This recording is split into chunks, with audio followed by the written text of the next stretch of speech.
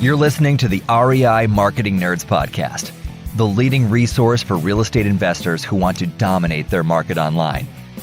Dan Barrett is the founder of AdWords Nerds, a high-tech digital agency focusing exclusively on helping real estate investors like you get more leads and deals online, outsmart your competition, and live a freer, more awesome life. And now, your host, Dan Barrett.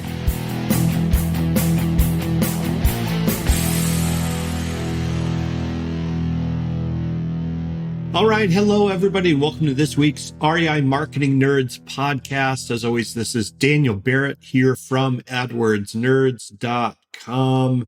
How are you, wonderful people? Now, I do want to take a minute right in the beginning of the show and say, look, it is a very weird and uncertain time. And a lot of investors have questions and want to know kind of what's going on in their market, what other investors are doing. If you want to talk to somebody about your marketing and you just want to get some feedback and some advice and you want to see what we're seeing because we have a pretty large data set about what investors are doing out there, you should go ahead and hit us up. You can go to adwordsnerds.com/strategy. That's adwordsnerds.com/strategy. Set up a call with our team and we'll be happy to help you out. So get that out of the way right up front because we have a lot of people kind of interested in that and asking about that. So I want to make sure I throw that out there. So this week, I want to talk about buyers.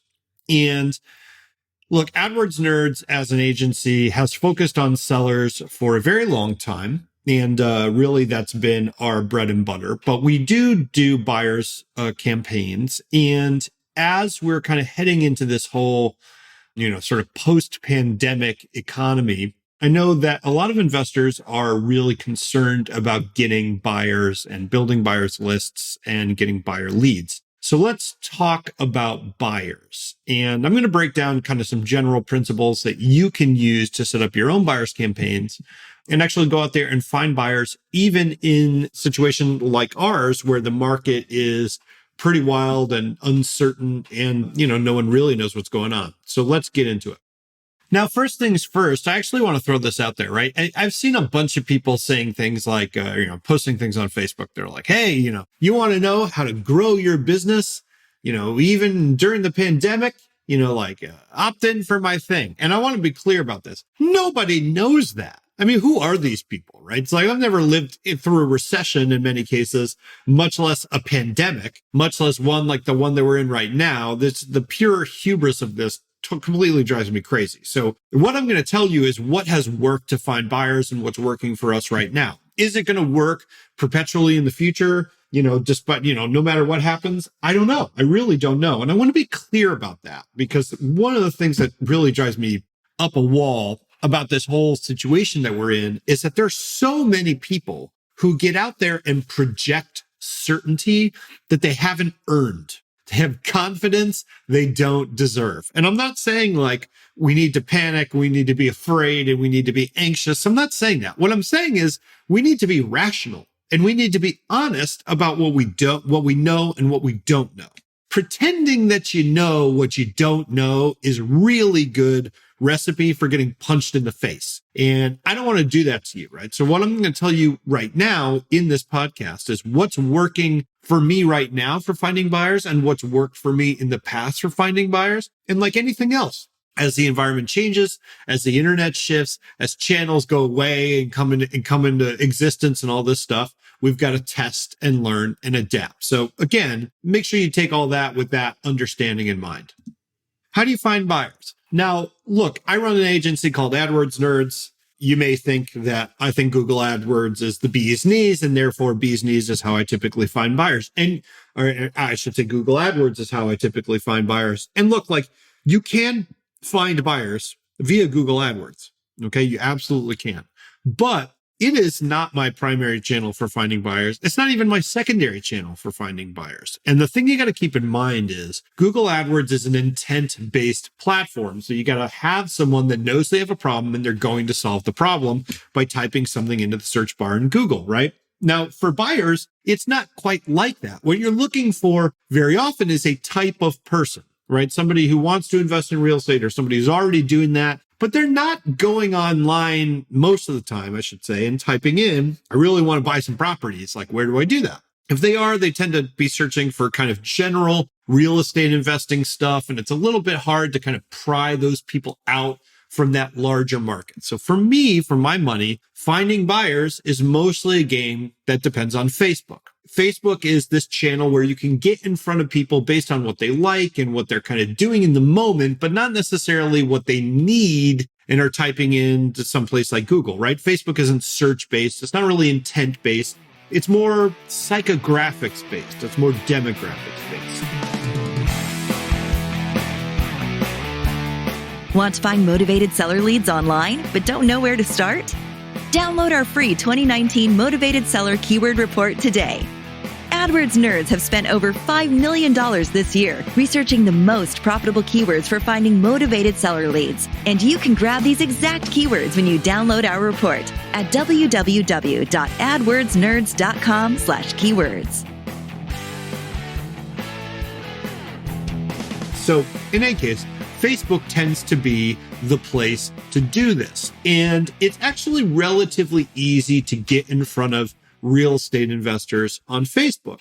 If that's what you're trying to do, I mean, obviously this is in a very large extent, right? How AdWords nerds find clients. We used to find most of our clients on Facebook. That actually isn't the case anymore using Facebook ads, but we used to run a lot of Facebook ads to real estate investors. So how do you do that? Well, you can target by interest.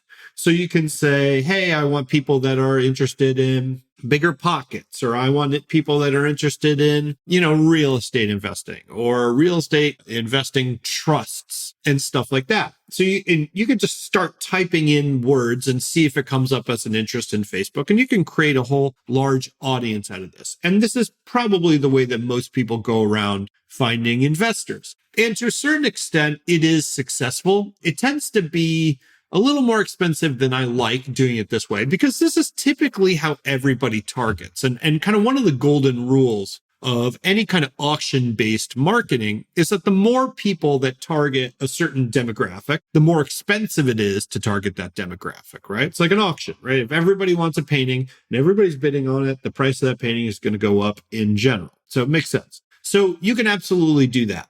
Now, the longer-term play in terms of finding buyers. And I'm not saying this is necessarily the best way to do it, but I think if you want to find a large audience of buyers or a really consistent audience of buyers, or you really want to, for example, you want to do something where you're matching up buyers and sellers, you want to go broad, get a lot of buyers.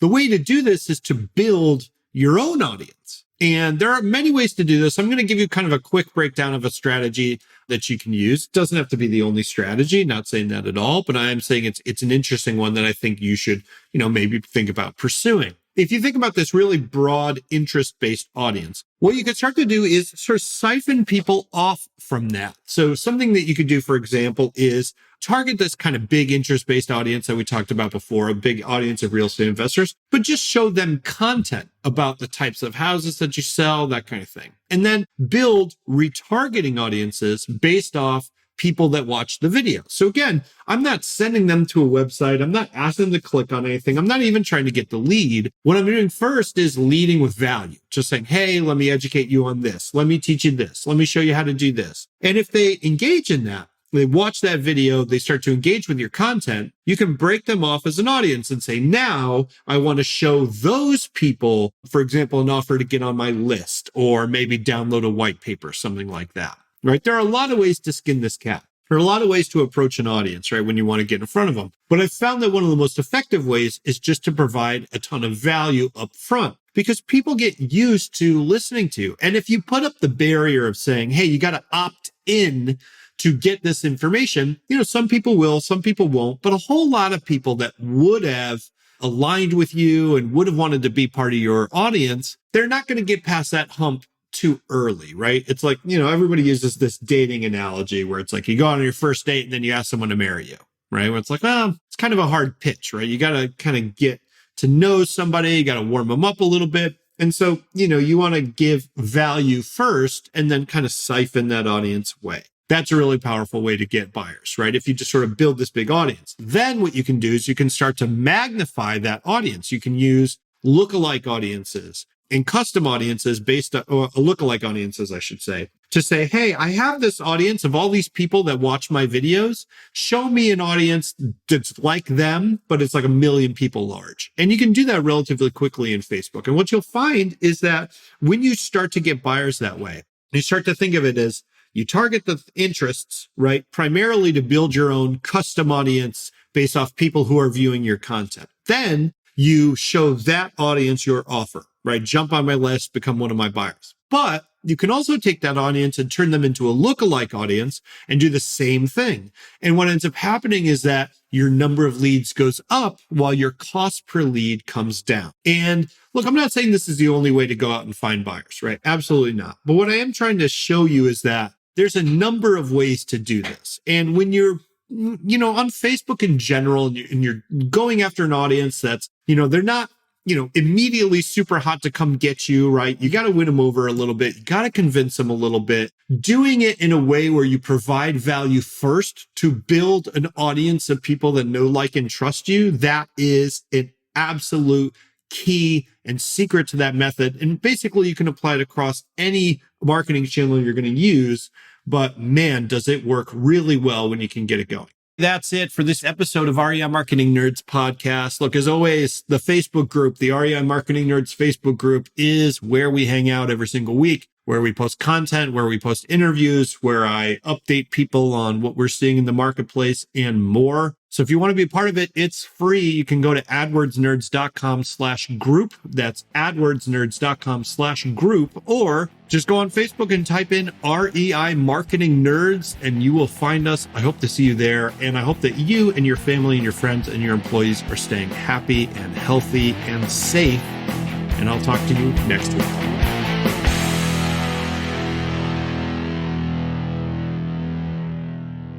This is thepodcastfactory.com.